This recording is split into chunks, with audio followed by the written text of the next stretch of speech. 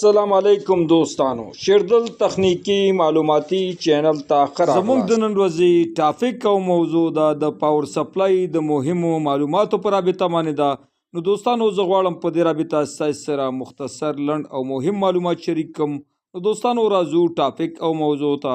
نن ورځ ټاپک چې دی موضوع چې دا د پاور سپلای په اړه دی. پاور سپلای چې دی تاسو نه څوک د پوښتنې کې پاور سپلای څه کار کوي، چې دی دا موږ ته د پاور کې انفارمیشن یا انفارمیشن معلومات راکوي. تاسو کولای شئ چې د پاور سپلای په اړه کې هغه ته معلومات ورکړئ. پاور سپلای یو منبع د بر دی یا سرکټ د بر دی چې هغه کې بر تولیدېږي او دا سپلای کوي، هغه ورکوي کورونو ته ورکوي، فابریکو ته ورکوي، نور څه ته ورکوي، هغه ته پاور سپلای ورکوي.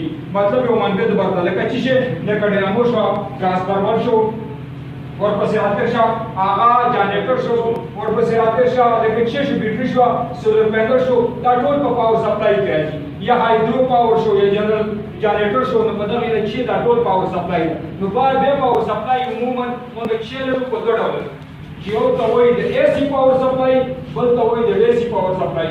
اے سی پاور سپلای الټرنیټر کرنٹ چې هغه فریکوانسي لري، مثبت او منفي کېږي، او ډي سی دغه چې دی پاور سپلای هغه ډایرکټ کرنټ وایي. اے سی پاور سپلای چې ده هغه بیا په دوه ډول ده. یو ته وایي فاز ولټیج او بل ته وایي لین ولټیج. فاز ولټیج هغه ته وایي چې موږ په کورونو کې استعمالوو، په دفترو کې استعمالوو. عموما ټول وسایل اکوپمنټ چې دي یا هغه کوم یو د دې وسایل د برخې دي هغه په کورونو کې موږ استعمالوو، په دفترو کې هغه ټول فاز ولټیج دي. فاز ولټیج ته وایي چې یو منفي ولري، یو فاز ولري، یو یخ ولري، یو ګرم ولري، یو منفي ولري، یو مثبت ولري. دغه ته چې وایي هغه ته وایي فاز ولټیج. او بل چې دی لین ولټیج هغه ټول ګرم ولري. لین ولټیج به باید درې تارونه وي چې یو لین 1 لین 2 لین 3 دا درې واړه فاز دي ګرم. څه وخت چې موږ د دغه دوه استفاده کوو دغه 440 پر هغه موږ یوز کوو موټرو ته، واشینګ ماشین ته، هغه اکثره موږ کورونو ته نه ورکوو، هغه موږ فیکټریو ته ورکوو، ځکه چې دغه فاز ولټیج موږ په دوه قسمه لرو چې یو ته وایي ډیلټا، بل ته وایي سټار. ډیلټا دې ته وایي چې درې واړه ګرم وي، او فاز دې ته وایي چې یو پکې نیوټرل او درې ګرم.